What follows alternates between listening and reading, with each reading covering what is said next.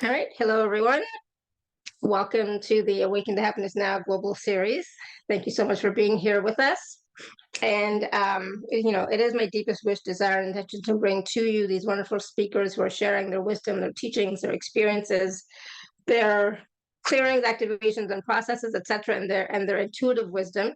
And so, if you do like these shows, please do join and subscribe to the YouTube channel so that you can access all of the previous shows and, of course, all of the shows coming up. That would be great. And so today, my dear friend Emily Ghosh Harris is back with us, and we're going to be talking about transcending karmic traps to connect with your creative, abundant, and divine source self. And so, some of what we're going to discuss is about working with spirit, spring, astrological, and galactic energies to tap into your creative potential, transcend cycles of limitation, and move forward in a new and courageous way. We're going to be talking about releasing victimizer patterns that are holding you back. We're also going to be talking about connecting with your divine source self, what that looks like and how that feels. We'll be talking about raising your vibrational frequency set point, and of course, transcending karmic traps for true liberation. So if you don't know Emily, she's been with us many times. We love having her on the show. It's always a high vibe call. I always learn something new whenever Emily is on the show. Some new wisdom, just something new comes through. Emily is an intuitive guide, a sound alchemist, a facilitator of sacred ceremony, and multidimensional business mentor. She is the founder of Soul Media, a company that serves as a portal of expansion and elevation for heart-centered entrepreneurs, lightworkers, starseeds, and conscious companies.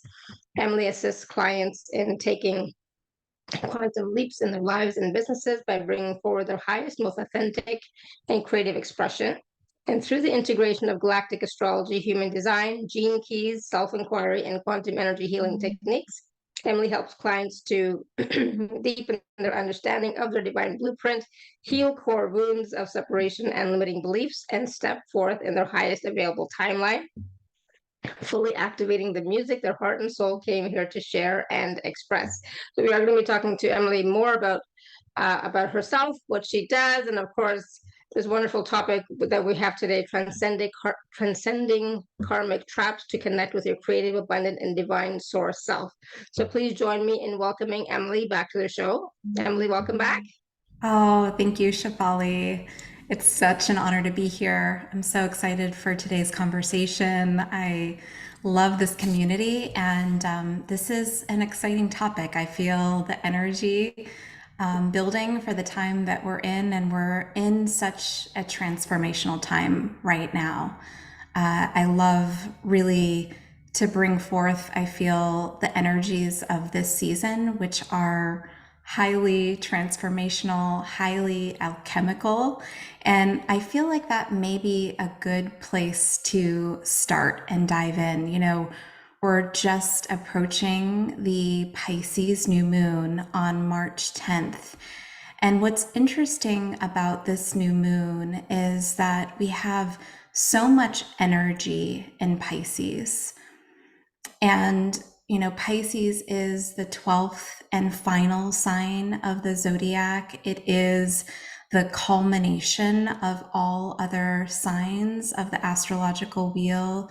It is a sign that is connected deeply with the all that is, that it is a very spiritual, mystical, sensitive, empathic, compassionate energy that helps us to integrate the lessons of all the other signs and energies.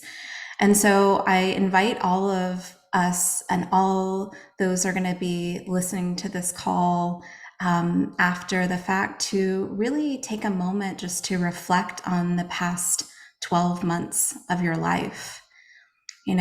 This is again the completion of the astrological year. We're about to enter the new astrological year on the Aries equinox, which takes place on March 19th.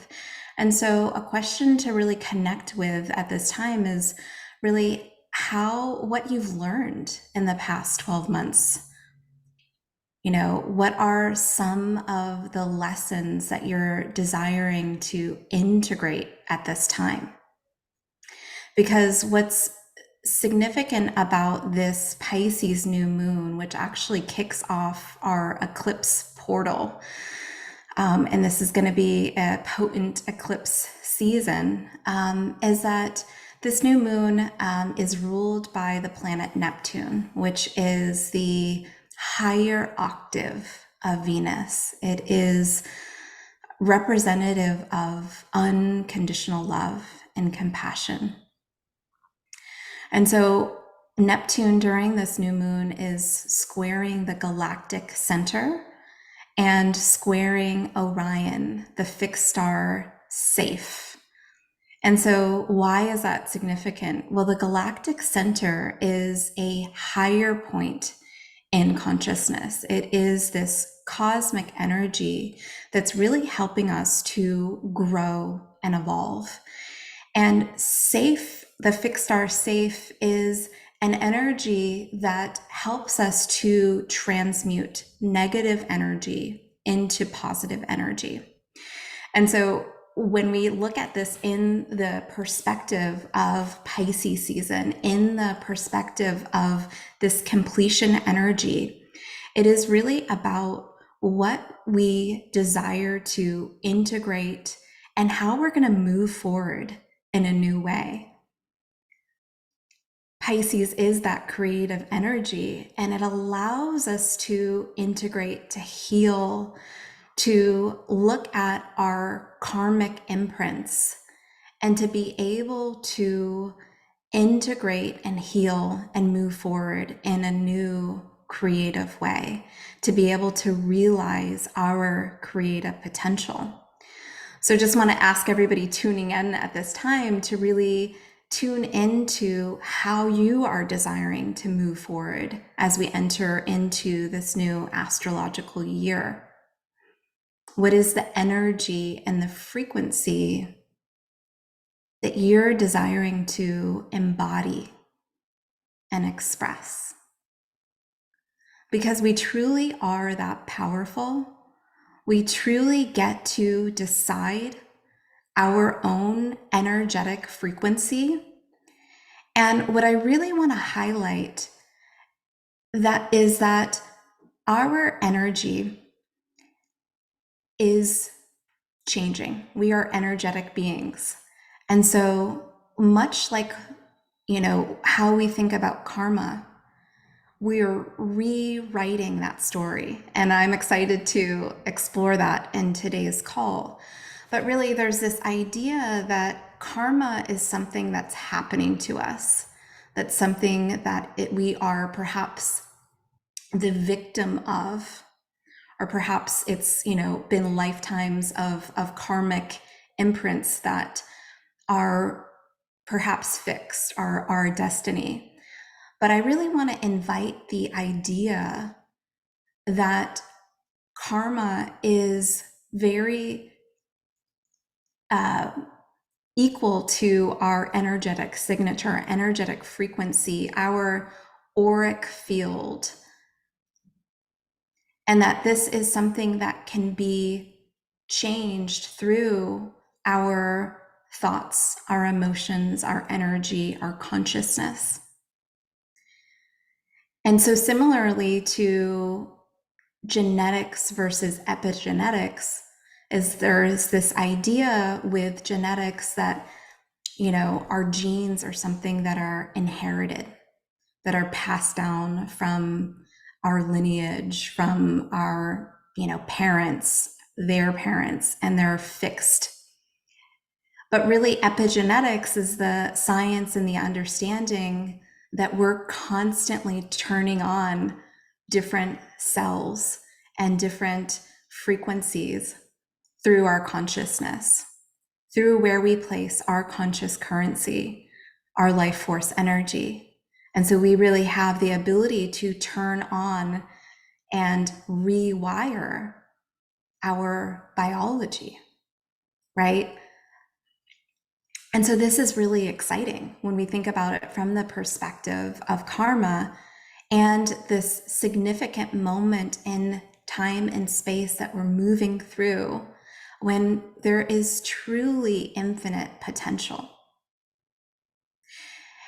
And for those that are familiar with the gene keys, this is an incredible body of work that is connected to the human design gates, the 64 gates of the I Ching.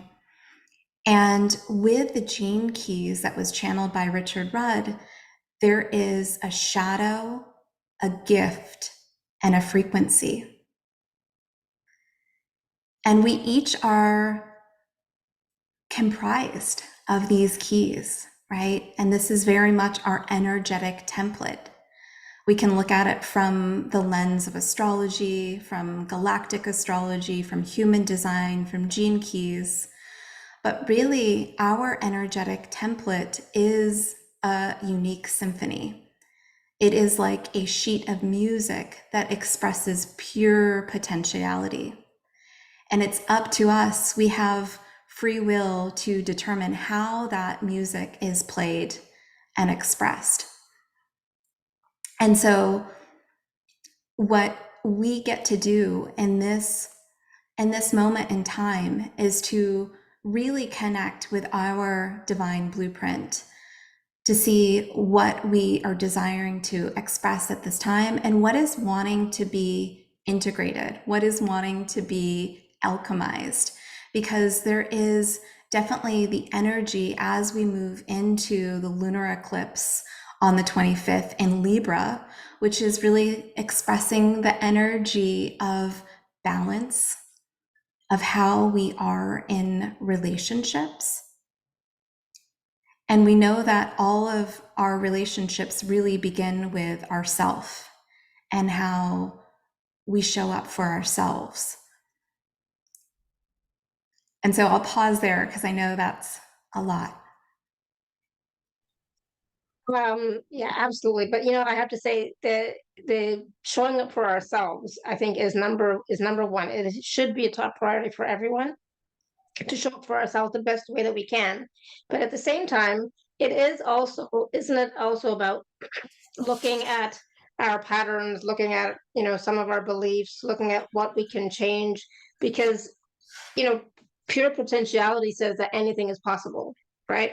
But then these patterns that we have ingrained or that we've, been working with all the time that have just become like grooves on a record, right?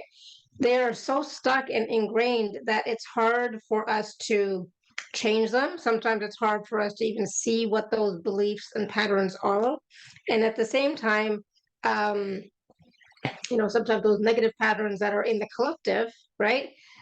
They also greatly impact us, right? So it's sometimes it's difficult, I find, to, you know, I mean, there's so many different ways that we raise our vibration frequency, but once we get into that mode or mood of negativity or oh my god, the same thing's happening over and over again, I don't know, well, what else can I possibly do, blah blah blah, right? All that stuff, and gets you all emotional, gets your mind all messed up and everything. And then you're looking at your life and saying, oh my god, what has happened? So as you were talking about, looking at your life from this past year, I was like, yeah, this past year was like, oh my god, so stressful but transformational, so much change. And so of course this new year I would like it to be a little bit more peaceful and balanced, but in a positive direction. I mean, I think even like yeah, if that makes sense. And so it's like there's definitely change in the air. There's a transformation just waiting to happen. I feel like we're at the moment there's like this pregnant pause where it's like the energy is building, for us to create. And it's like, okay, I don't want to wait anymore. Come on, let's go. There's so much that you touched on there, and You I know, just I love it because I feel like every single one of us, can relate to what you're saying on some level. And I think that when something stressful happens or we get into a pattern, it's so easy to continue that pattern. And to your point, there's a lot that's happening collectively that also impacts, how we're feeling. And I just want to kind of highlight some of the most common karmic traps, right? And so there's many, right? But there's some that I think a lot of us can relate to. And this really relates to one of the gene keys that is highly significant at this time. It's gene key 55. And if you're familiar with the book, this is the longest passage in the Gene Keys book. And it's highly significant at this time that we're moving through in history. And it's related to Ra Aruhu's prophecy in 2027, where we're really moving to a new octave of consciousness, and we're moving into a new collective gate. And that one of the gates that's highlighted at this time is the gate 55, which the shadow frequency of that is the victim. And we move from being the victim to alchemizing that into freedom. And so why is that significant? Well, just to your sharing, it's that we can all become the victims of our own thoughts, our own emotions, and this is an imprint that has been, created on humanity. And it's something that we're looking to really dissolve. And, part of that comes through the taking radical responsibility and the awareness of our own patterns. And we also begin to combine that with radical compassion. Because of course, right? We're living on this planet, there's a lot that's taking place and transpiring. We're empathic beings.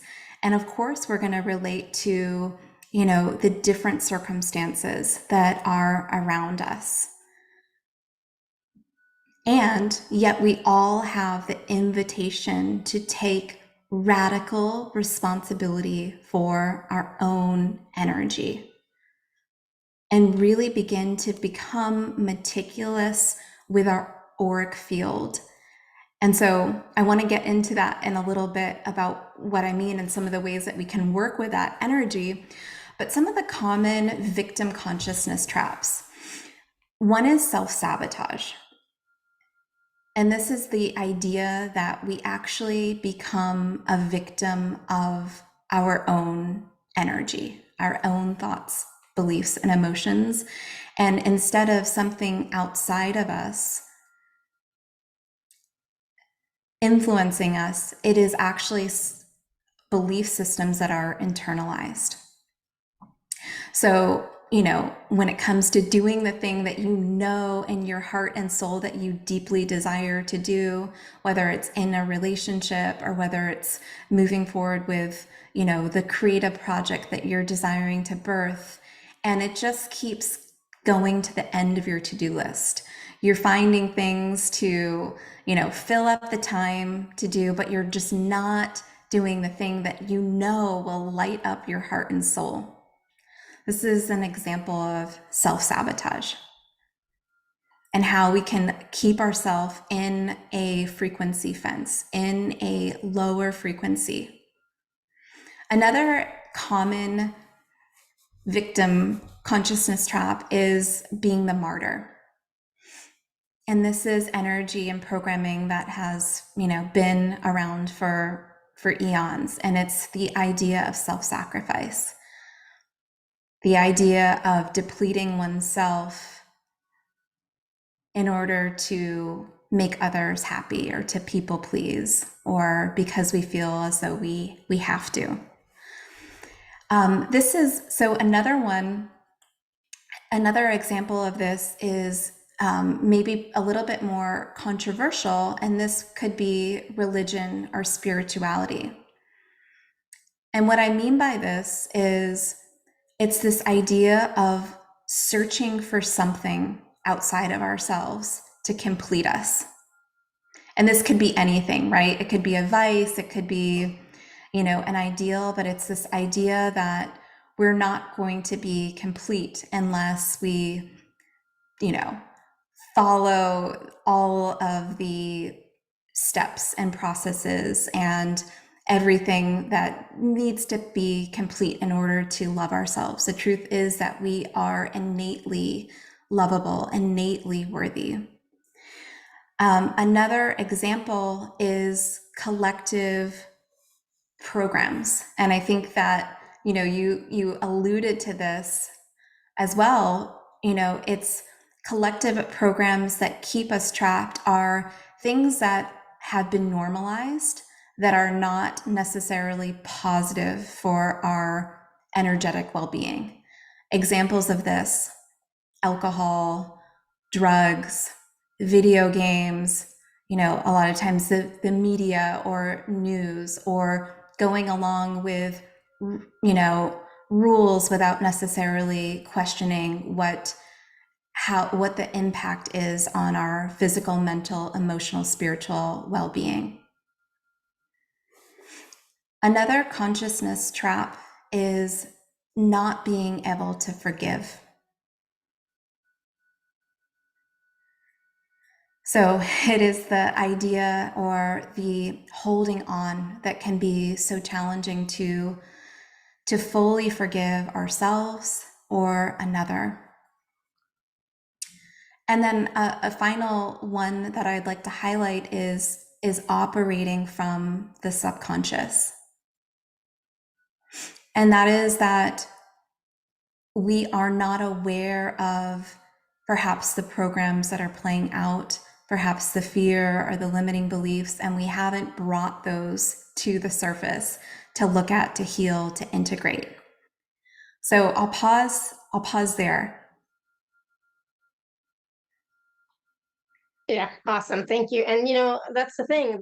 A lot of the beliefs that we have, the programs that are running behind the scenes are in the subconscious. And a lot of times we say, well, I don't know what they are. They're hidden, or I can't access them, which sometimes I can feel that way too, but I also truly feel that if you're willing to be honest with yourself, if you're willing to silence your mind a little bit and just go into your heart and ask questions, I think you'll get the answers of what it is, what that fear is, that may be blocking you, limiting you, or even sometimes it's yeah, sometimes we don't want to see it, right? We don't want to look at it because then we have to make a change. We have to do something different, right? And maybe we're not willing to make that change. Yeah. And this is a process that takes time, and we have to be patient with ourselves. It is something that requires radical acceptance and compassion, because some of these places and spaces are really tender to look at.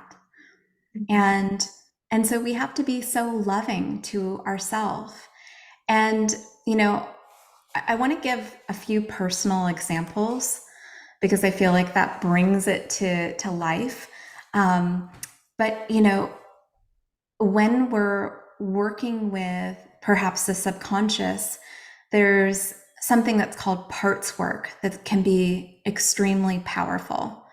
And that's really understanding the part of you that is benefiting from the behavior that perhaps is not desirable.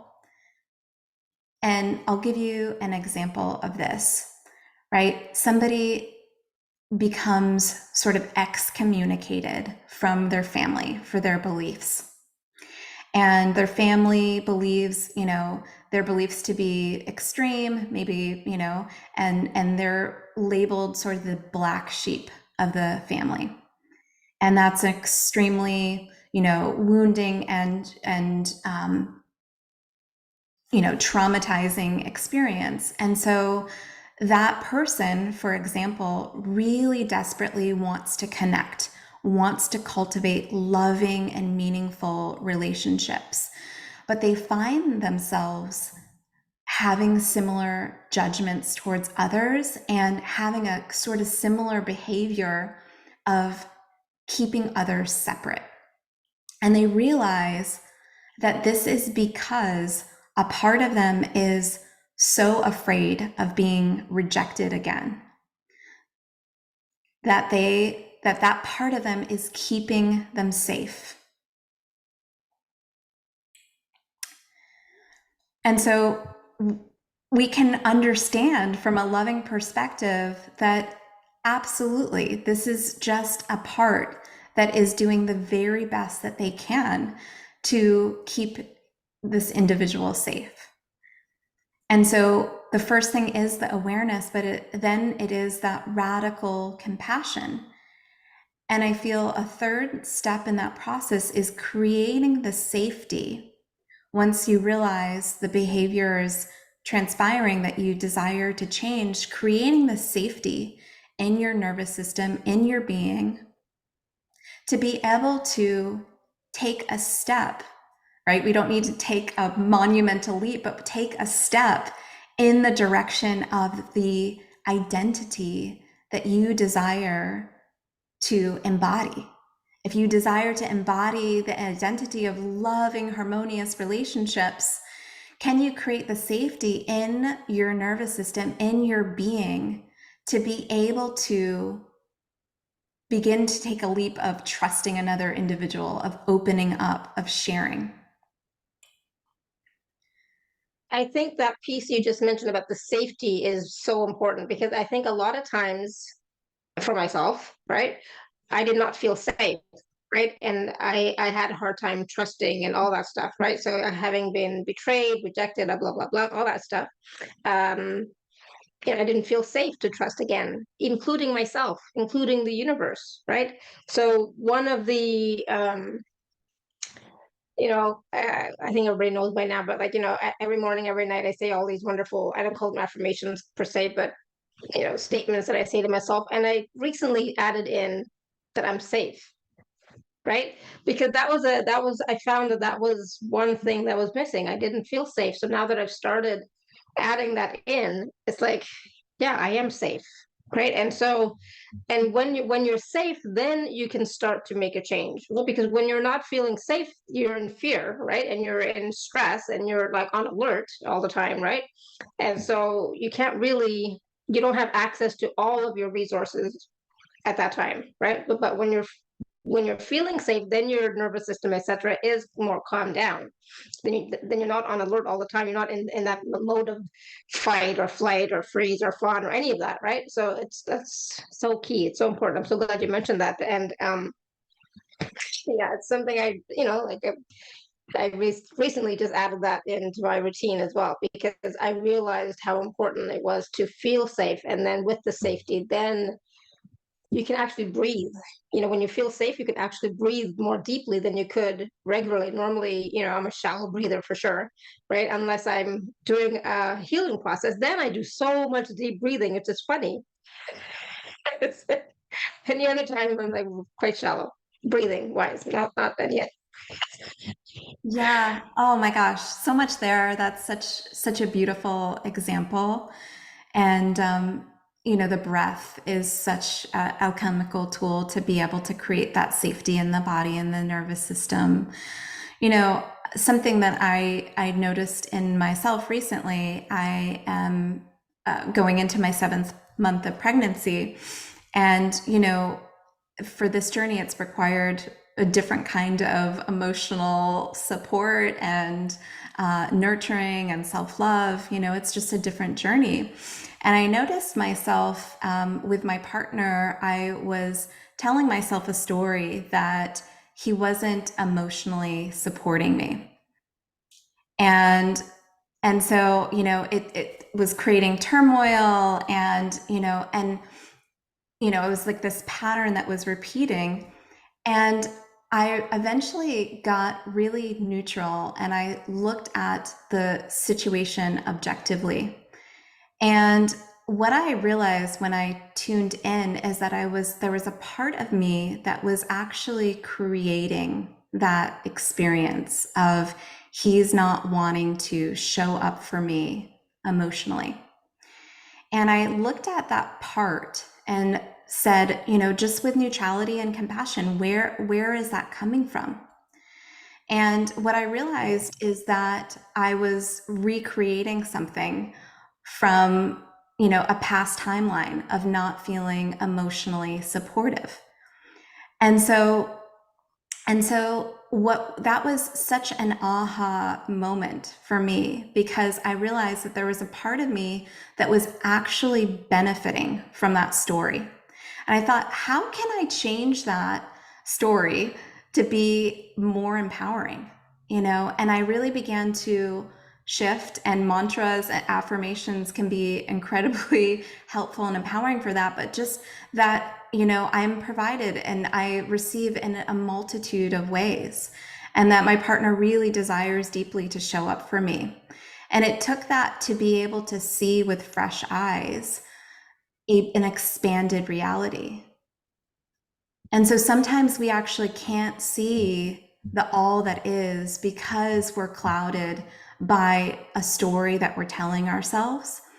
And what's really beautiful about Pisces energy is that it is connected with the all that is. It is the mutable water energy, and it is transcendent, and it's the ability to look at and integrate the greater perspective to be able to move forward in a new, in a different way. So I share that story because there's always moments in time, just to, the point that you were bringing forward, Shefali, is that, we have patterns that are deeply woven, but we have the ability to dissolve them if we are desiring to shift our energy. And I just, you said something that was so important, so key, was about our stories, whatever they are, that they're benefiting us, right? So whatever story is playing out in our lives, whatever, you know, when we're recognizing it, it is benefiting. It is there because it is benefiting us, right? But that benefit, we might consciously see that, well, this is negative. This, I don't like this, right? But somewhere deep inside, it is helping you to maintain the status quo. If that, like if nothing else, just maintain the status quo. So when we are looking at our stories and our patterns and realizing, and like sometimes we judge our stories, right? We judge ourselves, absolutely. There's no question, even though I'm a big proponent of not judging, but it happens. But the thing is, we wanted to just get rid of certain attributes, certain qualities, certain stories, we just want to get rid of them as a way of like throwing it away, right? Without realizing the blessing that that story, that pattern, etc., has been giving us up to this point, right? It's everything. For me, anyways, it's like, even though it might feel negative, but it's helping me in some way. And so once we can recognize what that is, how it's benefiting us, then we can ask ourselves, okay, is there another way that we can still get that same benefit, or a different benefit? But what other way can we get that benefit other than this story, right? Other than this way, right? So does that make sense? Absolutely. Absolutely. It's really shifting the perspective and looking at it from, the way that we are so clever. We're so clever. And it really, we get to be the chooser of our choices, and we get to choose where we place our life force energy, and we get to tell ourselves more empowering stories. And that is such a game changer when we really begin to connect with that and connect with the possibilities that we can create through our thoughts, our beliefs, our emotions. And so one thing that I'd love to, touch on with that is how we're really tending to our energy to be able to create a new reality.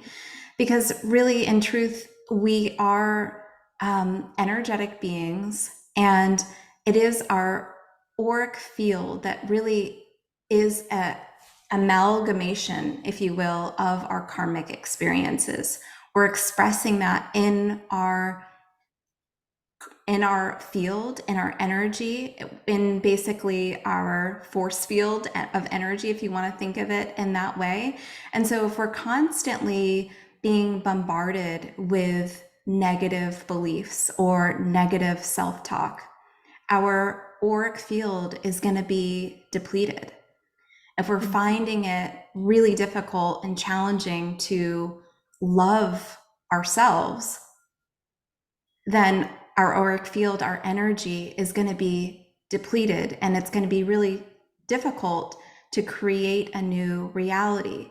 Because remember that thoughts become things, and energy takes a little bit of time to materialize, but it does materialize. And so our consciousness is what's creating and expanding and creating new worlds and new realities.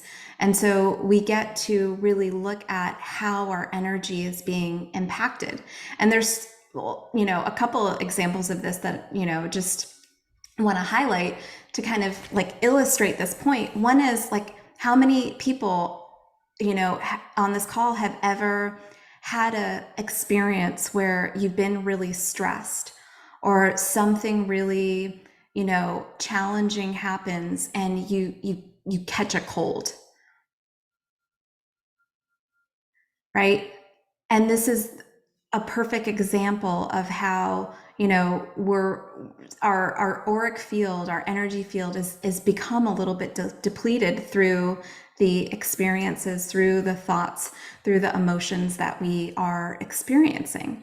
Another example of this is Dr. Emoto's work, which is such, powerful work of looking at the consciousness of our thoughts and its imprint and impact on water, on snowflakes. And for anybody that's not familiar with his work, he really studied loving thoughts, harmonious thoughts, beautiful thoughts, and how it would be reflected in water and crystalline energy and snowflake patterns. And they were these beautiful, incredible, one of a kind, collections of energy. And then versus whether, harmful negative thoughts were imprinted into the water. And he tried this in multitude of different languages, and all of the studies came out the same. And so you can see the incredible impact that our thoughts and our words have, because if you think about it, our bodies are 70 to 80% water. And so we get the opportunity to be extremely meticulous with our energy and realize what are the things that are actually depleting us or negatively impacting our energy, versus how are the multitude of ways that we can strengthen our auric field. So just pausing there for a moment, but want to see if there's any questions. When you're talking about, our auric field, you're talking about raising the vibration frequency or clearing their energy field of, in unharmonious, disharmonious energies, right? Yep, And so then, of absolutely. course, the question is how? How can we do that? Even though, so I'm going to let you share, because maybe there's something new that we don't know. But sound for sure makes a big difference, right?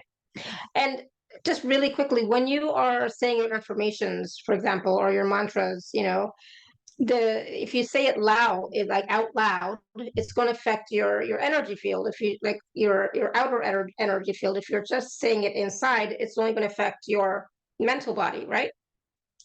Yeah, absolutely. Etc. Our voice is one of the most powerful and healing instruments. And this has actually been scientifically measured in a study of eradicating cancer cells, and tried with a variety of different instruments. And actually, the most powerful and potent of all instruments that were tested is the human voice. And so once we really begin to mantra, to speak affirmations, this is incredibly powerful, incredibly transformative. And one other exercise that I invite you to try that is so transformational is to create a voice note of yourself, speaking a new reality into existence. And you may have tried something like this where you journal of gratitude of, all the things that you've called into existence and birth into creation.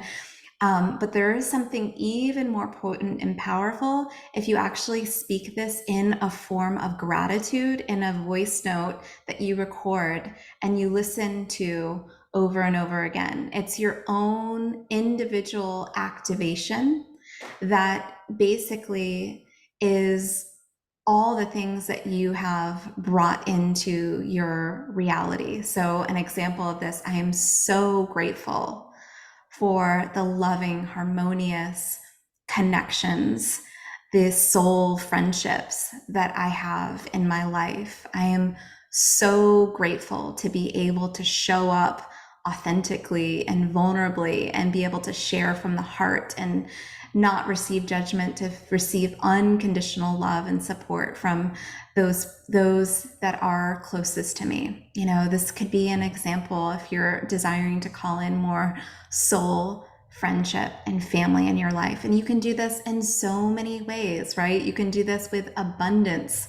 And, you know, we've talked about this before, is abundance really in all forms, you know, whatever that looks like and feels like. And for you, financial abundance, could be an abundance of friends, an abundance of time and spaciousness, an abundance of, you know, where you get to live, how you want your life to feel, the quality of your energy. I'm so, so grateful that I wake up feeling rested and energized and alive, and each and every one of my cells is vibrating, and I get to live this life. It gets to be an exciting adventure. So these are some of Beautiful. the I love ways that. that we can begin to really play with a voice and be able to speak things into existence. Yeah, and toning, is also really helpful as well. Same idea. But I love that the idea of the voice note, because like, I mean, I have a gratitude group, so like we share in there every day, right? What we're grateful for. But also the voice note is like, it's your own personal voice, and so that energy, your voice energy frequency is going to affect you more than me reading about somebody else's what they're grateful for, or even me writing what I'm grateful for, and listening back to that again is going to affect my energy field. It's going to affect my aura. It's going to affect my vibration frequency, right? Absolutely. To be an hour, like it's just like it can only it should only be like 2 minutes, right? Kind of thing. It doesn't have to be more than that. Yeah, absolutely. And the great thing is that we get to experiment and play with this, you know, jumping back and forth a little bit. Saturn is moving through Pisces right now, and that is really the blend of science and spirituality.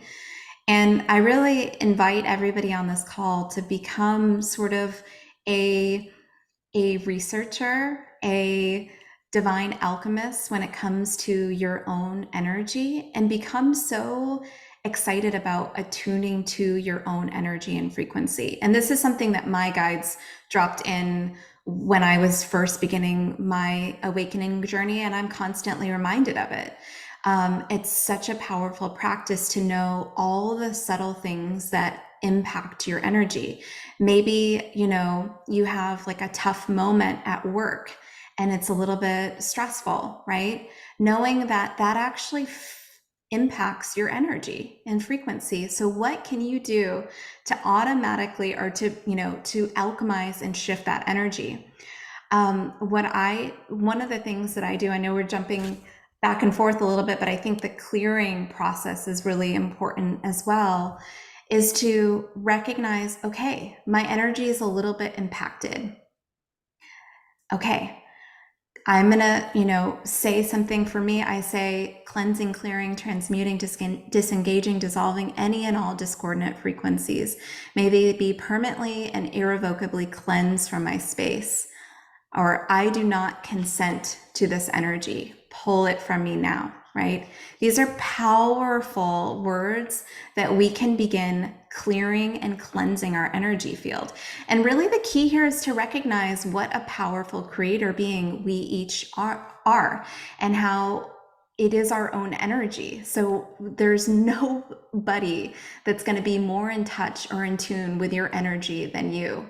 And so you know, whether it's music, whether it is essential oils, you know, rose and frankincense are really high vibrational essential oil energies that we can use. I like to put them on the palms of my hands and the soles of my feet. You know, working with a salt bath can be incredibly harmonizing for our energy. Being around animals, such a high vibrational frequency. Light therapy, right? We're comprised of sound and light and plasma. So play with the energy that you find gives you the greatest feeling in your physical, emotional, spiritual body. You know, there's, you know, different sun gazing, spending time in the sun. As you know, Shefali mentioned affirmation statements. It could be aligned movement. You know, I noticed Pat, you know, periodically during this call, getting up and moving her physical being. That's such a beautiful way to, you know, connect and move and shift the energy, you know, and there's harmonious, loving ways that we can really connect with our body, move the energy. And so also food, letting food be our medicine. Looking at water, right? And knowing the impact that water has on our consciousness, blessing the water before we drink it. Prayers. You know, prayers are such a powerful way. You know, anytime I'm really looking to set an intention, I will send a prayer to the universe, you know, and we can also send loving energy and kindness out to the universe, out to the all that is. That's a really powerful and beautiful way for us to raise our energy, to change our energy, to be able to shift. Also, meditation and gratitude. These are ways that we can, you know, really begin to shift our energy as well. So those are a couple examples there, but I just invite everybody on the call to, you know, take a few moments to reflect, because what's beautiful is that you get to cultivate your own practice. And I really feel that's what's there, you know, such a deep invitation of our own practice of devotion, and really looking at spiritual practices not as something that we need to, you know, check off a list, like, oh, I meditated this morning, right? And we can all get into maybe that sort of mindset or energy, but instead really looking at what we're cultivating as a devotional practice to our own energy, and getting to the point where we really love how it feels to be in our own energy. And when something feels a little bit off, it's this devotion to ourselves and ourselves of, oh, I know exactly the thing that is going to really help me shift my frequency in this moment, or help me to clear this negative thought that's coming in, or, you know, this thing that's coming up for me in this moment. Absolutely, because we don't have to stay in the emotion or the energy or the mental space that we're in. We can always, always, always, always change it, right? And so we have that power, we have that control. If there's anything that we can control, that's it, you know? So when you catch yourself going down the rabbit hole, like in getting negative or going down the spiral, or, you know, even like, you know, if your body's feeling sluggish and down, it's like, because there's something that you can do, right? So all of these things that Emily just mentioned are all going to be helpful in some way or the other. So I would definitely suggest you incorporate a couple, you know, a few of them, and start using one or two of them, and see how they change your perspective, change your energy, change your thoughts, change your emotions, because they will. But you have to, you know, you have to do them, you know, and that's the thing. It's like we get to have this wonderful experience, and I say wonderful with the, you know, it's not always wonderful, but you know, we get to have this wonderful experience, but at the same time we get to change it when it is going in a direction that we don't like, right? We are not stuck with anything, and that is that again, that being stuck, that's that victim mentality, right? And we are powerful creators. We're sovereign beings that, and we have these tools and resources that we can use if we just can get out of our own way sometimes. Absolutely. I love that you bring this up because understanding that it's a journey, understanding One that, sec. Go ahead. okay, understanding that it's a journey and it's a process and we get to be patient with the process, because I remember a time in my life where, stress was pervasive and, it felt as though everything affected my vibration. And, I just was much more trapped in negative patterns and thinking.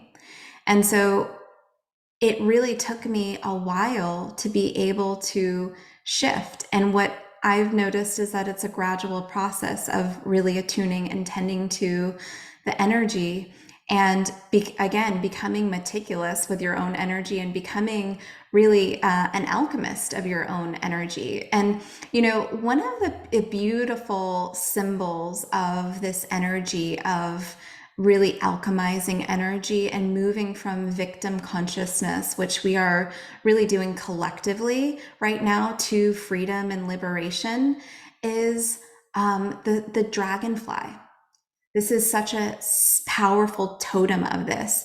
The dragonfly actually begins the majority of its life as a nymph, which is a water creature, and it dwells beneath the surface in the water. And it's actually in more of a predator mode. So it's in that victimizer cycle. And at one moment in the dragonfly's life, the dragonfly does something different. It does something out of character.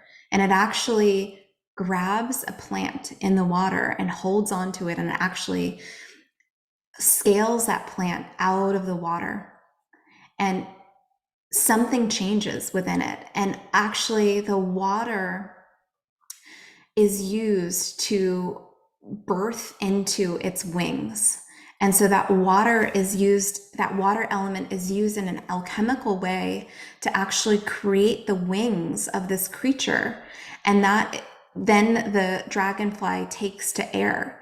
So there's this incredible journey and process if you think about it. And then you look at a dragonfly flying free, it really truly represents a symbol of freedom. But it's gone through an incredibly alchemical process and really connected, through the elements and energy of transmutation. Yeah, absolutely. I love how that you shared that. And the energy of transformation, we're all going through it, right? So one of my symbols also is the butterflies, of course, and the dragonfly, right? Because it is about transformation. It's transforming from within, right, and becoming this beautiful creature or being, right?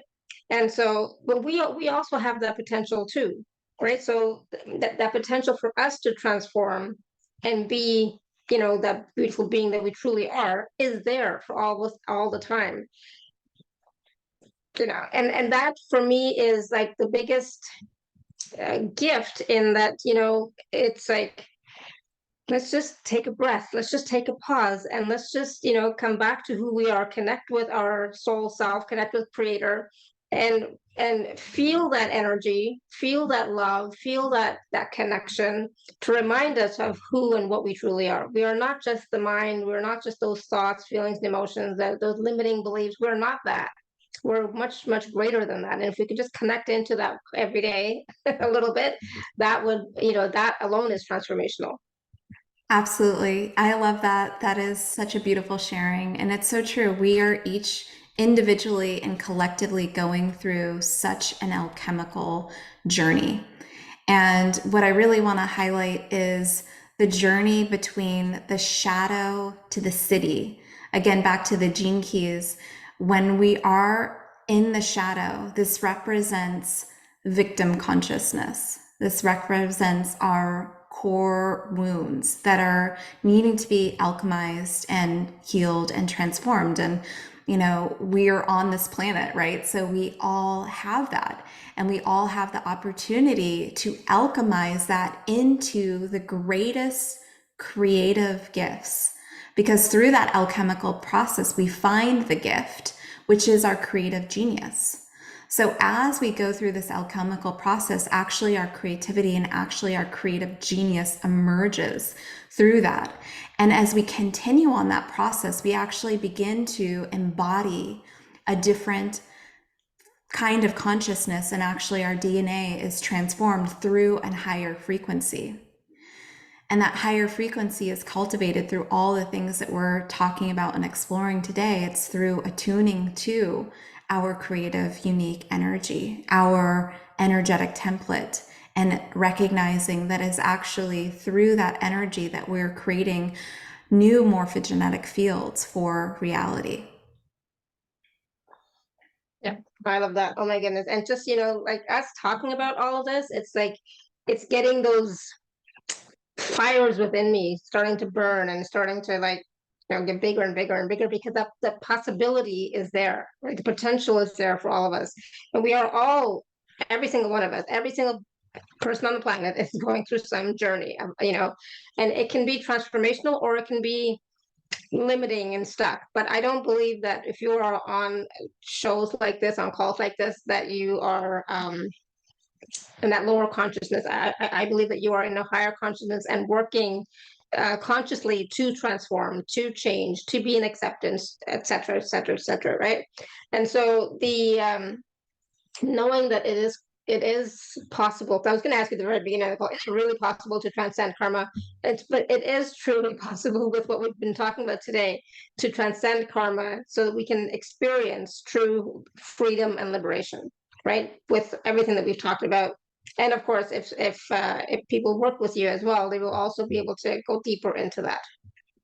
Yeah, absolutely. And, that's a beautiful thing, again, about our unique blueprint is that it is just like an infinite symphony that can be played infinite different ways. And so we have free will to be able to really decide what is the quality of music that we desire to create in our lives. And I really invite everybody on the call to really think about even the way that you communicate, the way that you express, the way that your day unfolds as this, creation of music, creation of notes, right? And as we reflect back on this really relatively short journey in time, we get to really look at the symphony that we've created.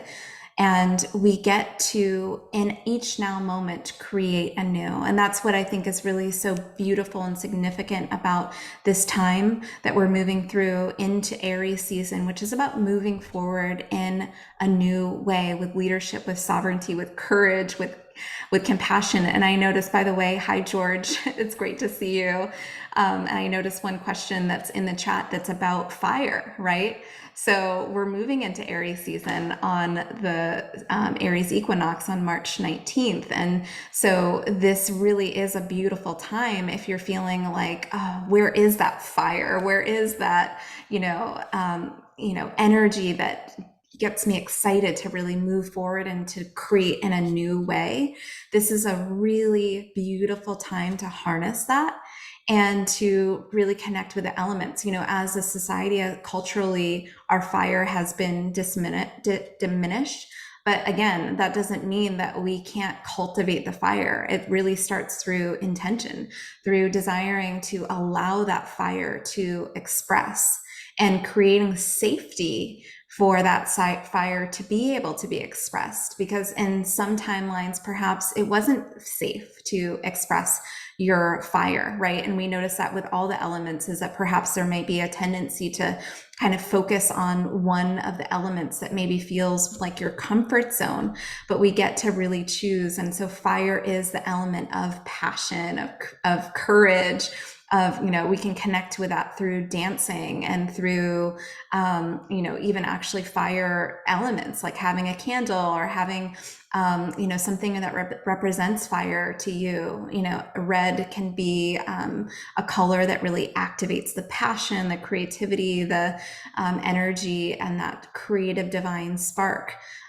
Really allowing your unique leadership abilities to shine, allowing your courage to be a vehicle to move you forward in a new way. So, definitely excited, because when we start playing with the elements, we get to experiment, just much like our energy that we're talking about. We get to start to play with the elements and set an intention for allowing those to flow forth in a harmonious way that we're desiring to experience and express. Awesome. Thank you. And so we are going to take a few quick questions in just a minute, but I just want to just go over the package. It's really quite simple, so it'll just take a minute. Let me share my screen. Oops. Let me share my screen. And right, so hopefully you should be able to see that now. Yeah. So basically, it's a personal session with Emily, a 60-minute personal session with Emily. And it's a radiant session, healing creative self-expression. So Emily, what is this session about, and who is it for? This session is really about getting in touch with your divine blueprint. It's about bringing forth the music that you desire to experience and express. And just like we're talking about on, the call today, sometimes we have blocks or discordant energy that gets in the way of us expressing our highest path of creative potential. And so what is my deepest honor and joy is to really look at what it is that you're desiring to birth and express and create and bring forward in your reality. And we get to release anything that stands in your way through a variety of different modalities that we work through during our time together, and also look at your highest kind of aligned potential through your blueprint and signature energy that is desiring to be expressed in this now moment. And so there's a lot more information here on the page that you can look at, but it is for, an individual as well as a business, but, it's whatever's coming up for you in your life, in your reality.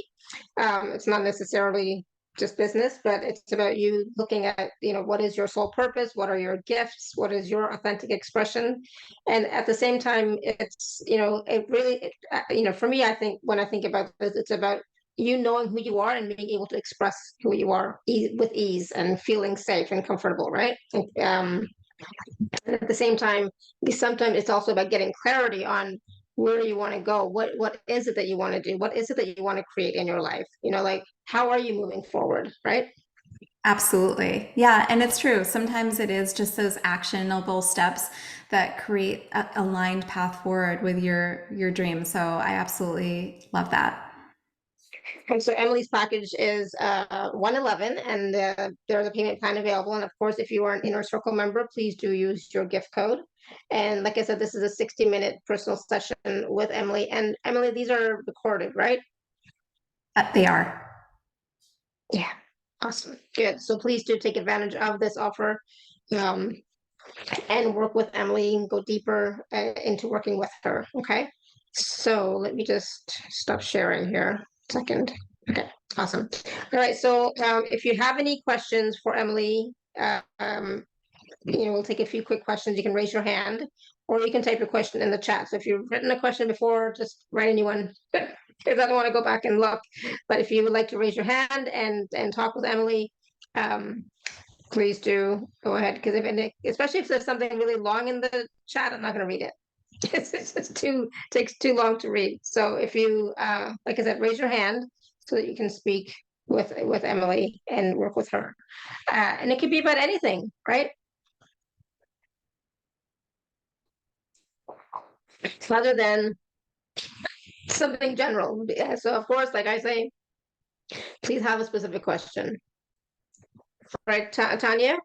I know it says to Tanya, but it's Tanya. Tanya, go ahead. You want to unmute yourself? Hello, ladies. Hello. Sorry, I missed you so much. I know it's been a while. Just was busy. Sorry.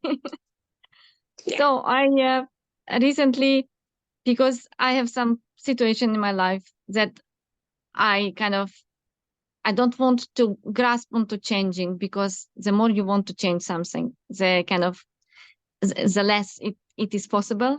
So I started thinking, okay, if you can create and manifest anything, then, or they say, like in a quantum field, there is already outcome. Every outcome is possible.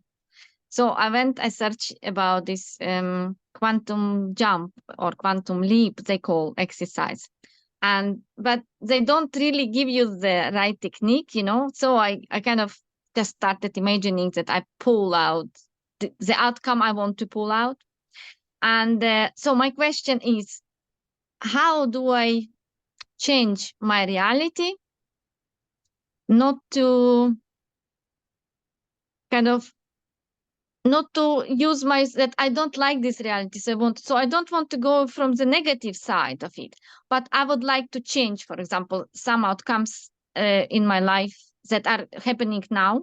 And what do you suggest then? How do I do it? So I keep the high vibration. So I don't come from out of lack of something, but rather that I'm fine, but I would like to change it. Yeah, absolutely. Can you give any examples of things that you're desiring to shift in this moment? Well, one of those is like my financial, because I thought I'm already see the light at the end of the tunnel, and then yesterday I gave a call, and I realized that no, there is another problem that I have to deal with, financially, and Yeah. also in a relationship. Like in a relationship, you may like someone, and then you are not sure if they like you, and then you think either I should approach, or because I'm woman, I don't approach. And so I kind of think about how do I do it from the point of view that I created, Yeah. but I mean, Yeah.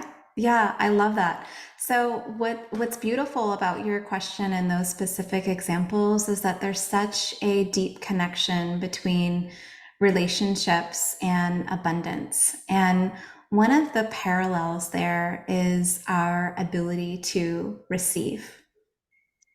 that's a problem, I think. And so we get to change our relationship with receiving. And that allows us to let greater love in, greater passion, greater abundance in all forms. And so there's really this invitation to allow yourself to receive and to Mm. as a practice, begin to change your relationship with receiving. And this could be beginning to acknowledge all the different ways that you're already receiving in your life. Mm. Connect with a gratitude practice. This could be something that you make note of in your phone or in a journal of all the ways that you're receiving. It could be a breeze. It could be, get time in nature, a phone call that just warms your heart, and then you get to ask the universe for more, and you get to trust that you will receive on an even deeper level. And so this is a really beautiful way to start, because as we deepen our connection with the gratitude of receiving, we begin to become an energetic match for that which we're calling in. Okay. Yeah, I started doing gratitude more often now, and like just walking around, I go into gratitude. Although it's good to do it when it's sincere and you feel this, emotion of happiness and joy, and then you can be thankful for everything, even, bird sitting on the branch. I mean, yeah. Yes. So I started doing it. With receiving. I think I had some problem with receiving, and I think it's more subconscious than conscious. But even if it's subconscious, I need to work on it. Thank you so much. It's something I'm going to do. Thank you. So Awesome. Thank you. Thank you, Tanya. And that's great for everybody else as well, because I think a lot of us have a problem with receiving. All right, we're going to go to Georg. Georg, you want to unmute yourself? Thanks so much for taking my question. So I'll try to make it really easy. And I basically moved into this new apartment of mine almost exactly a year ago, and just I completely lost the connection to myself. Whether you can tune into that, especially like about creating, like for example, creating anything, any kind of art or music or anything. It's really weird that now a year has passed, and I just don't recover. And maybe the second question, which is even more broad concerning my life, is just how to bring movement back into my body and into my, well, simply just getting up and going somewhere, or just do movement exercise, any kind of movement. Can you yeah. Yeah. Oh, George, it's great to see you. And congratulations on the move. You know, moves can be really exciting, and they can also be a little bit discombobulating, right? Because it's a big change. And so, you know, it's so weird. It's like what I've always wished for, and then like actually, this is the first call with you or anyone I've even managed to participate in for almost a year. That's incredible. And yeah. give yourself, you know, a huge congratulations and honoring for yourself for showing up, and, you know, also speaking in front of, you know, all these people, right? Showing up and speaking from the heart and sharing, you know, your personal experience benefits not just you, but, you know, all of us, right? And so that is a step forward, right? And so it's really important that when we're shifting the energy, we recognize the small steps or the big steps that we're taking forward on the process. Because if we don't honor it and acknowledge that, then it's really hard to build that momentum. And I think that's what you're speaking to, is creating and cultivating that momentum where you feel like, I'm getting back into my body, I'm getting back into that creative spark of energy. And so it takes those baby steps to be able to do that. And so one of the ways, and I know you're really connected to the elements, right, is working with the elements to be able to do that. Because sometimes we can be in perhaps like a water, you know, element phase where we're in more of like the emotional realm, or we're in more of the dream realm, but really integrating the practices that make us feel grounded in the body. You know, you can think of that earth energy, the physical practices. Yeah, it's a bit what I've been. I asked about creative fire before, and what it feels like in my body is that in my lower back, like all the movement, all the creativity, and everything that's moving out of me, it's just stuck there, and it has been all life, but now for a year it's been like 100%. I'm just surviving somehow, and I don't know why. Yeah. It's also about getting joy back or anything, because I've got a lot of freedom that I didn't have in previous years, and then I'm observing myself kind of going in the almost the opposite, like being completely paralyzed and going in the opposite direction. And so one of the things that's coming through is to really remind yourself of how powerful you are, and how much you have the ability to shift and change your own energy. So even if you are feeling stuck, you have the ability to alchemize that. And so one of the practices that's coming through, if it resonates, is to actually connect with the earth and to feel yourself on the ground. And that might be sitting out in nature, getting a blanket or sitting on the earth and actually transmuting that energy, allowing that to flow in the earth with a prayer, and because we're, again, constantly being born anew in each moment, so we can bring in some fresh energy. And can you kind of elaborate, because I feel my body just, because I also like geographically the place I'm in, it doesn't resonate with me, and So sorry to interrupt, Georg, but we can't sorry, go deeper into one issue, right? So I would highly recommend you work with Emily more deeply. But of course, like I wrote in the chat, you definitely want to clear the energy of the space, like your physical space, your own physical space as well. That will help. And I love what Emily said about grounding, right? But for me, what was coming up was even like ringing bells in your space. I feel like the energy is stuck in your space that needs to be changed first, and that'll make a huge difference as well. Okay, so start with something small, and then start to see how you feel, right? But just start with your your apartment, your flat first, and start changing that energy and see how that feels for you, and then start working on yourself, and connecting to Mother Earth and bringing that energy up, so that grounding energy, it's not just grounding, it's a healing energy that's going to come up and start helping to create movement inside your body, if that makes sense, inside your cells. Okay, does that make sense? Yeah, I mean, that's basically the question I'm asking, but I understand that we cannot take all the time, because those are all the things that just are gone, have been gone for a year now. But it's okay. So start with something, and then take one small step first, right?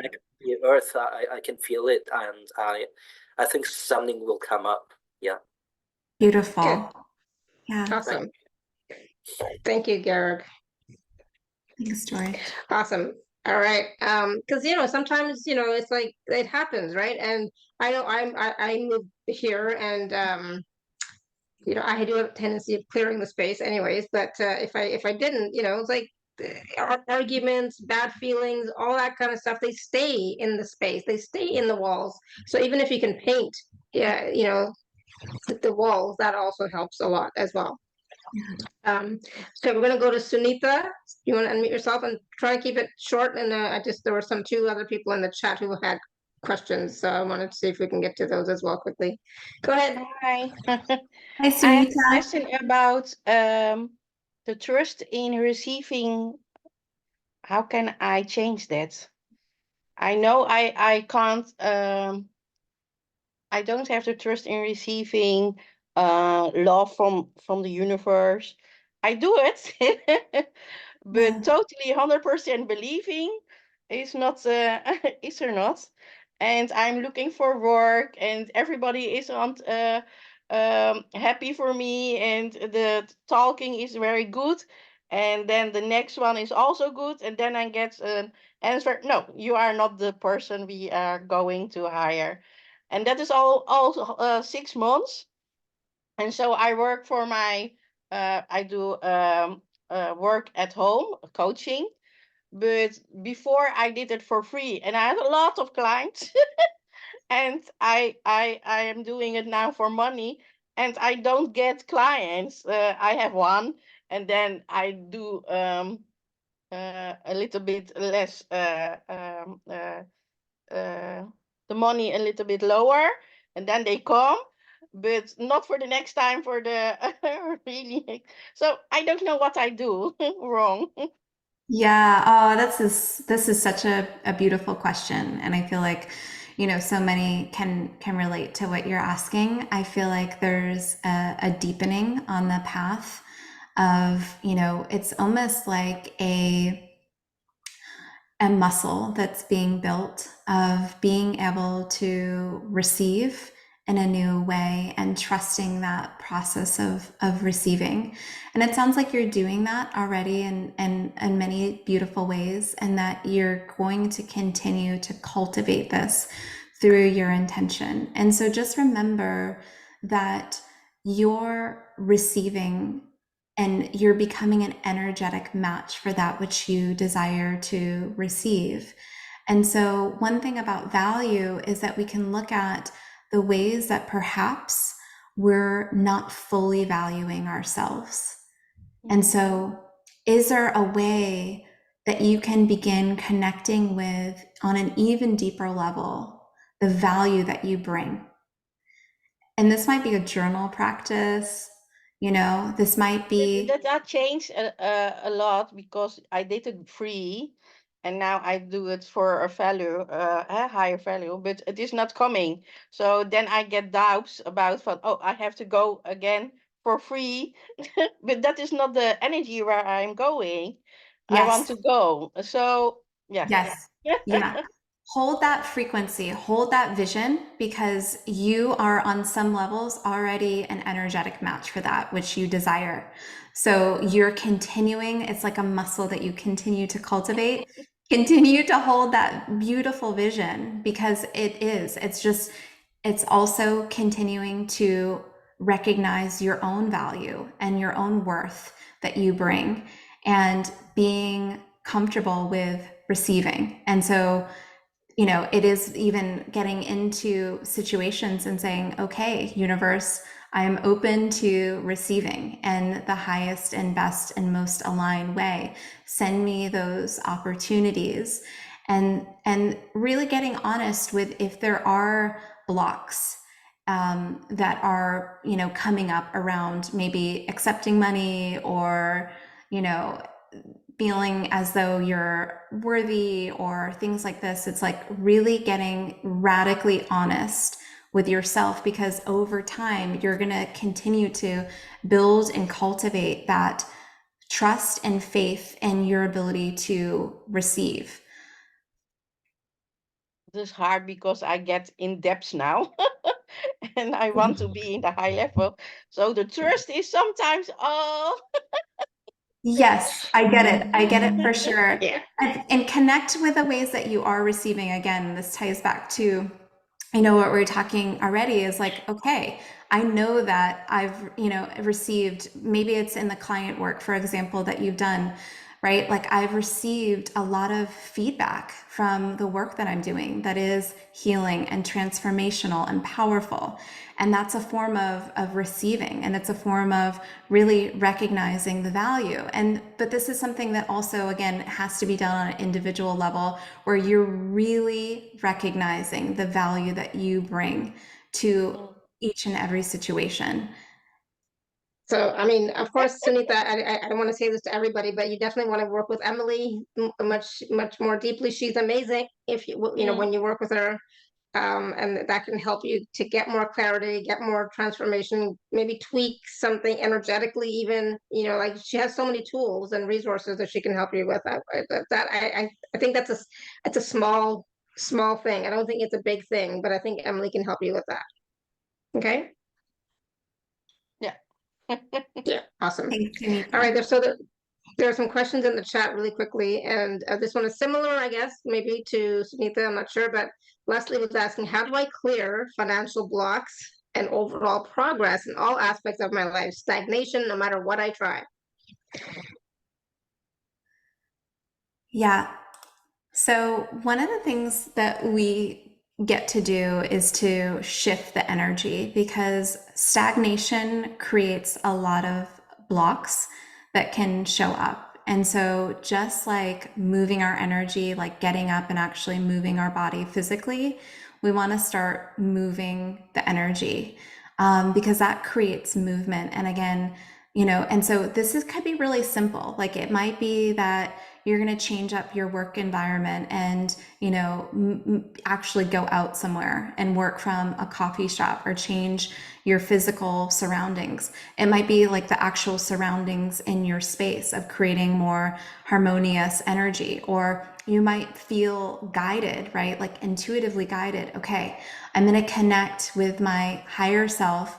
What is my guidance? What are all the ways that I can increase my financial abundance?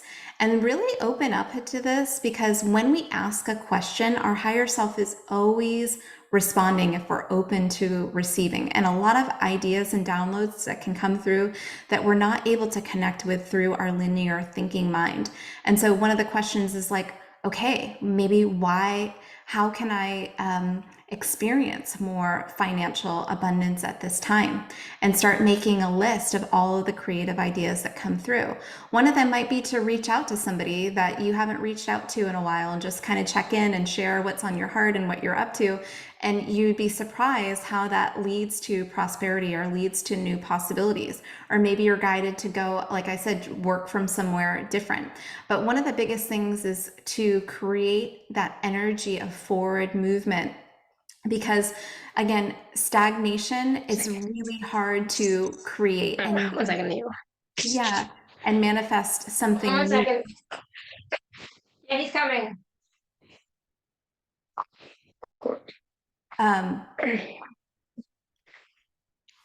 So hopefully that helps, Leslie, with your question. But when we are able to shift the energy, we're able to be more receptive to new possibilities. And so even if that is like, I'm going to start my day with a new morning routine that really like makes me excited in my energy, makes me feel more in the flow. I'm going to do, a little, movement in the morning, or I'm going to do a gratitude practice in the morning, or I'm going to set this intention to go for a walk in the morning. These are some ways that we can begin to feel that flow and feel. And so what I really want to highlight, because there's a lot of questions around financial abundance, and I want to really highlight the parallel of all forms of energetic currency, and how there's a parallel of receiving love, receiving finances, receiving, deep soulful connections in our lives, connecting with our purpose, is that when we are open to cultivating more of that in our lives, we open up the energetic currency channels for those to flow. And so it may be just shifts of creating other forms of abundance in your life, and you'll recognize that you begin to open up and deepen to financial abundance. So, wow, I'm actually connecting more with my friends. This feels amazing. I'm changing the energy. My life feels so fulfilling and I'm so grateful. And all of a sudden now I'm attracting and magnetizing more financial abundance to me. Yeah, So I love that. Absolutely. Yeah, and you can't just focus on one area of your life. If you're starting to enjoy time with friends, family, the pets, etc., focusing on that is going to take away that stress or that negative energy or the stuckness, kind of thing, as well. I actually don't believe anything is ever stuck, because we're energy. We're always in motion. We're always moving. But we get ourselves stuck because of that belief or thought that I'm stuck, right? So it's like if you say, no, yeah, no, stuff is flowing, everything is good, blah blah blah. It'll help. But movement, right, is going to be key. Like Emily was saying, even walking, because that's going to start to change. The excess mental energy that you have in your field is going to start dissipating as you're moving, as you're walking, for example. Okay. Linda was asking, when releasing things that need to be released, where is the best place to send these energies in the most organic and beneficial way for all? That's a great question. I mean, Gaia honestly has the ability to transmute, and her blueprint is already in such a higher form of consciousness. So, I feel like giving those energies to the earth in a loving way she has the ability to transmute and transcend and alchemize.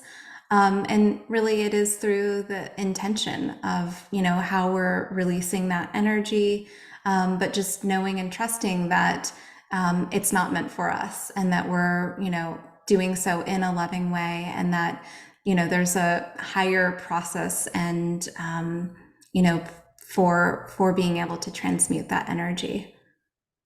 Yeah, absolutely. That's what I was going to suggest too. Just send it down to Mother Earth. She'll take it. She'll transmute it, right? And and then feel as if like actually feel that you're releasing it, right? So don't just say, okay, I'm releasing. Feel the energy going down out of your body and being, out of your cells, out of your energy field into the earth. So it's the feeling is, I think, is really key. Thank you. Great questions. So yeah, great questions, everyone. Thank you. So Emily, that was beautiful. That was perfect. That was, what a fabulous show that's filled with so much wisdom, but not just wisdom, it's like practical tools and practical practices that people can start to use, right, to transcend that karma, right, so that we can have that liberation or the abundance or the financial freedom or whatever it is that you want. But for me, it is about knowing that yes, we can definitely transcend the karma and go and be in liberation, be free, be connected to ourselves, be connected to our higher selves, be connected to spirit, source, creator, etc. And knowing that we're not hindered by full karma, right? Yeah, absolutely. Oh, Shefali, it's such an honor to be here, and so grateful for everybody for co-creating this time and space together. And, again, as we started the call, just bringing it full circle to the Pisces new moon, which is in 3 days, right? The new moon is really about setting new intentions, and we get to move forward with new creative energy. And this, again, sets off and activates a huge cycle of transformation and change, and allows us to move forward in a new, more aligned, creative, courageous way. And so I just really invite everybody to become the masters of your own energy, become so in love with attuning to your own energy and frequency and tending to it.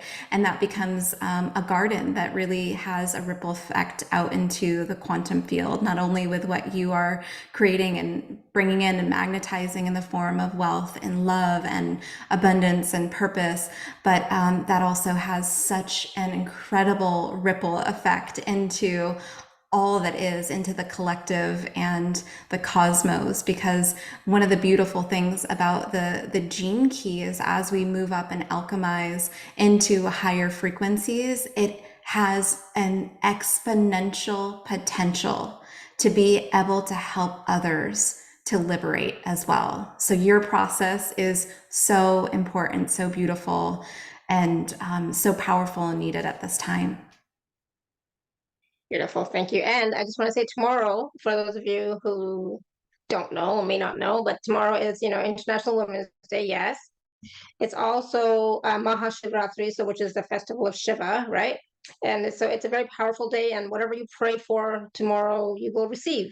So, if you're wanting to pray for something, call on Shiva and tell him what you want, as kind of thing. And so it's going to be a very powerful day. So please tap into those energies as well. And the new moon is on the 10th, like Emily said. So of course, new moons, it means new beginnings, right? But I always release whatever is in the way of new beginnings, right, as well, right? So you can also take a look at that and look at your intentions for what you are creating. So it's a very powerful, important time. So take advantage of the energies to assist you in moving forward, and at the same time clear what's in your field so that you can receive more, right? So if you're all clogged up, you can't receive all the goodness, right? So clear your energy field, clear your space, etc., so that you can receive more of what you desire and what you deserve, because you are always, always, always, always worthy, always deserving. Okay. So thank you so much, everyone. Thank you, Emily, for another wonderful call. Thank you, thank you, thank you. And until next time, everyone, we have a show on Saturday, so I don't know what time. I think it's 10 o'clock a.m., but you'll have to check. But so I'll see you on Saturday. So until next time, may you continue to be blessed with an abundance of joy, peace, love, happiness, prosperity, and radiant health. Sending you all so much love and blessings always. Bye for now.